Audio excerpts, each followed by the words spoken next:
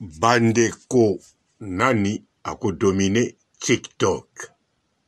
Nazwe bisabino nani akodomine TikTok na 2023. Ski malamu na lina tune kovana na maluku ezali sumu. Oh ya vanda kana maluku ngana kola na ma campagne mais na ma campagne ngolo kola posa na éducation te na ma campagne ngosoke koloba osala ka ba scandale. Bana onga za mwana muke bango baza mikolo bazo bundisanga bana misusu aza na 6 ans makenda ko côté kabiloko po bandeko na mama na ba papa na balia 20 za mwana muke. Oh biso to vendre na ba président ma chérie président ngobino bo vendre na ye oyebi même pas ko lia na table tango lia na ba président na table lia ka ndenge nini maboko na weza ka ndenge nini na table tango zo lia na ba président. Botika boeko, bozaba mikolo bondima. Pourquoi Congo ezalaka na acte de naissance te? Bondima bino bozonesa mwana 20 € aza na fac.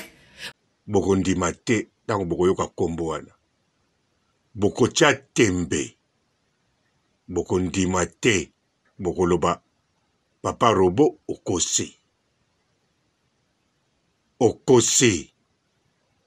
Mengana koyebisa bino nani akodomine TikTok na 2023. Yo ozolandanga na yebi oyozo kanisa. Ezayete. Yo wanape ezayete. Bolandanga bakombo obino boyebi. Eske bango nde parmi bango moko ye mutako domine na 2023 tondenge nini.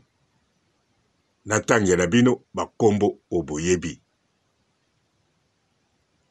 Karine Pandora, Yabe Benita, Maria Tumba, Jenima Kokonzoni, na Sukina Nwana. Bakombo pe oyo bozo sale la bémission. Oyo na basara tola bazoyamba. Oyo tozolo bela pe biso. Alors bango mutu bako renye na 2023 tondenge nini. Bandeko boye bango bien. Na ba influenceuse influent ya ba Congolais Karine Mokonzi aza numéro 1. Tango Karine Mokonzi adondwaga boyebi tozape na ba oyo badondwaga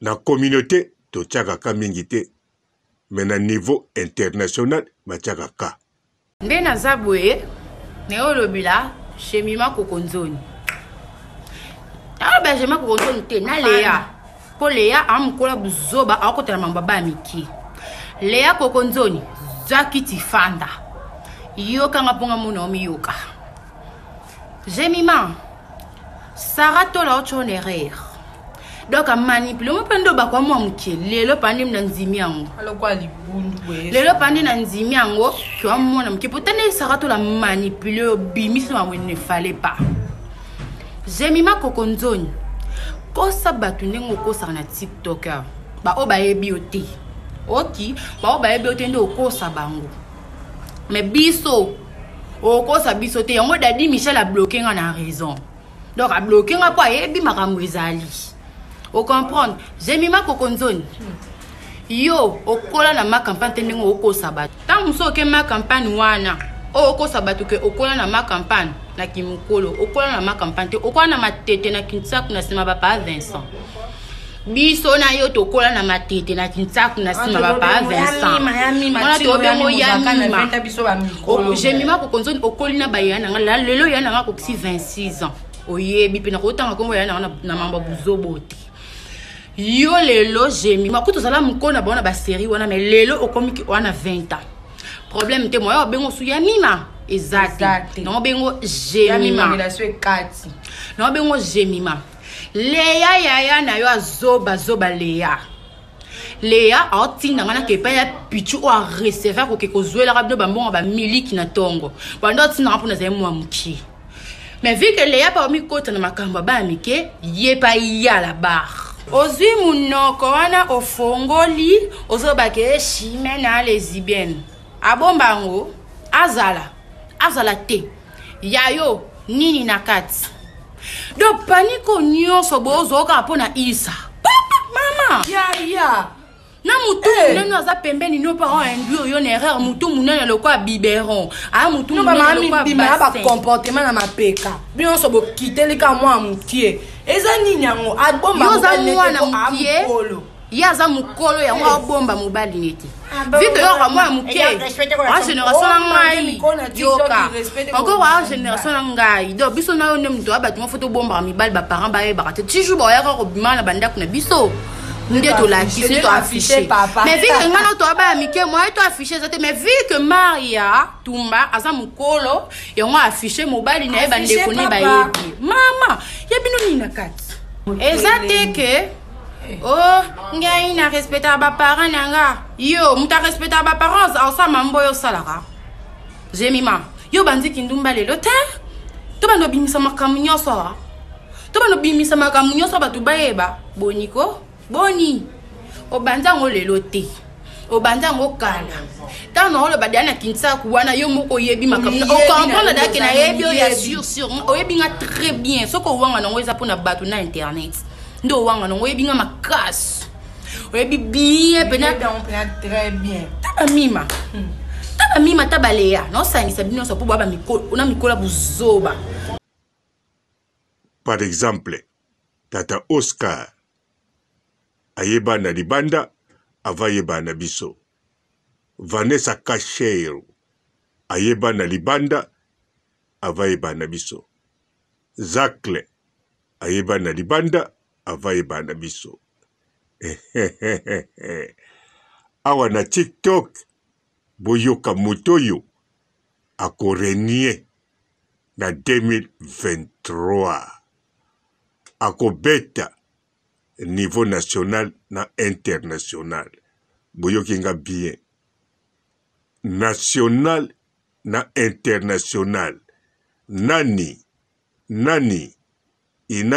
inani eza rebote bolanda ngai mbote bapapa bamama bandeko mbote barando na barandonete mbote batoyo balingaka rando na baoyo balingaka rando te mbote ba jeune garçon na ba jeune fille mbote bana mike na ba bébé mbote ba Sainte Anuarite, Sainte Thérèse, Sainte Ingrid Kabongo.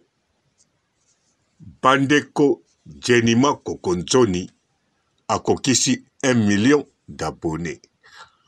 Ba like kolobate. Contrat evanda. Succès evanda.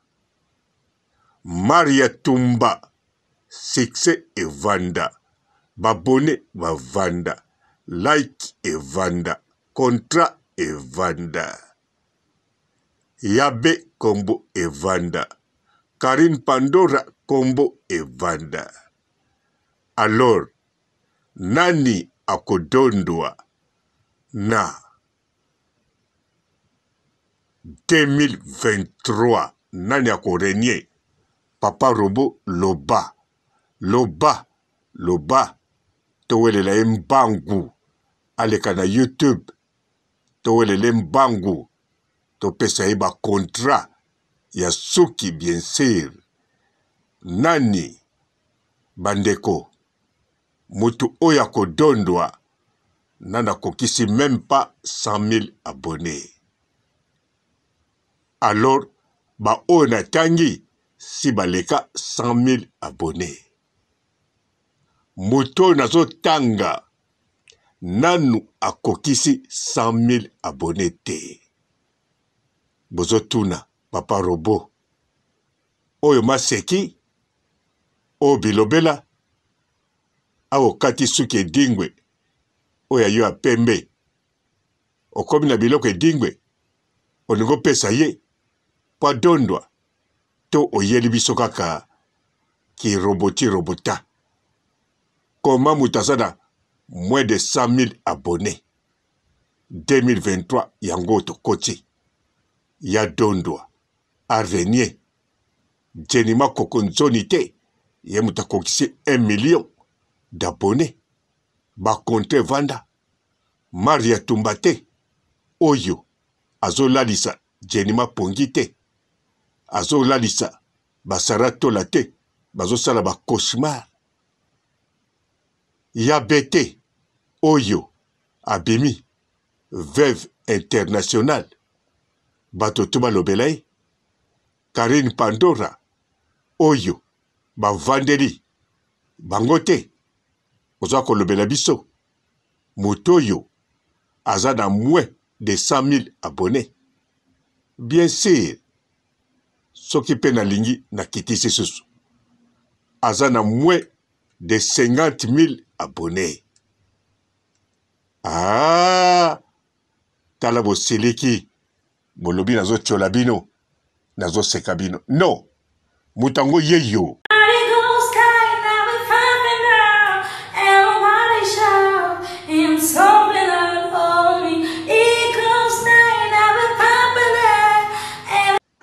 yeyo mwana bomoni yeyo Whitney Chimpaka yende akodondwa na 2023 na niveau national na international eza prophétie oui prophétie bozwango na maseki te prophétie ya liboso papa Robo apesi papa Robo apiaka prophétie te mais turo yo na 2023 apesi prophétie mwana oyo bomoni Whitney Chimpaka yende akorenie na 2023 otokoti aza na moins de 50 000 abonnés ça c'est vrai après vidéo oyo akoya koleka 50 000 abonnés mikolo yo wana eza problème te mais boyeba 2023 eza na maboko na ye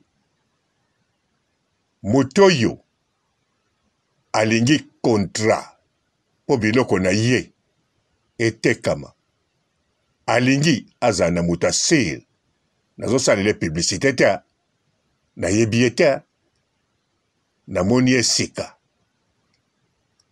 nasolaka mpe na ye te aza mpe koko na ngai te bo akoko na nga bino mpe bwa bakoko na nga Oli 5 Rangana orando 5 okoti kauka pe session okoti session na bengi bakati yo kubenga bana bafwedi bangonga basipata tena tukache mama wali ipo simba mashete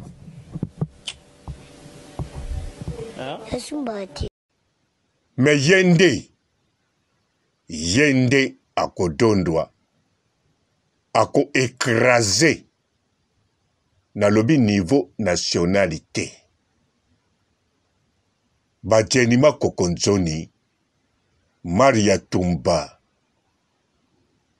Yabe Karine Pandora bawana tout bazodondwa niveau national communautaire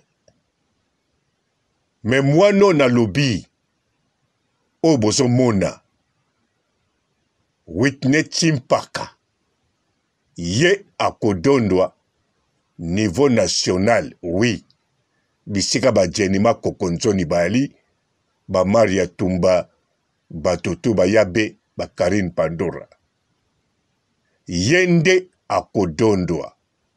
akodondwa lisusu niveau international donc elingo loba boye otuni marocain na bato mwindu na Congo Zaire tiktokese nino yebi bakotangelo Whitney Chimpaka. Okei na Madagascar otuni bakoyebisa yo Whitney Chimpaka. Okei na Côte d'Ivoire ba Général Makoso, ba Lolo Boté, ba Carmen Sana, ba Coco Emilio, ba Wanatu, ba kotangela yo Whitney Chimpaka. Okei na Gabon, ba Créole, ba Chanel, ba kotangela yo Whitney Chimpaka. Bandeko 2023 bino ba oyo bozolandanga bobomba video oyo bo garde yango mwano yo na mukola lelo na sali video oyo azana moins de 50,000 abonnés ba oyo balekie bazali Jenima Kokonzoni 1 million d'abonnés ba Maria Tumba balekiye, ba Yabe Benita balekiye, ba Karine Pandora balekiye, ba bino ba misusu pe bolekiye. Me yende TikTok Congolais Zairois eza na maboko na ye. Succès 2023 akomema makambo likolo akomema drapeau ya RDC yeyo. Le King Fally Ipupa na bino ya mwasi yeyo. Whitney Chimpaka bolanda bien yewana na yebi même pas ekolo na ye eloko na yebi kaka aza Zairoise Congolaise RDC eloka makasi.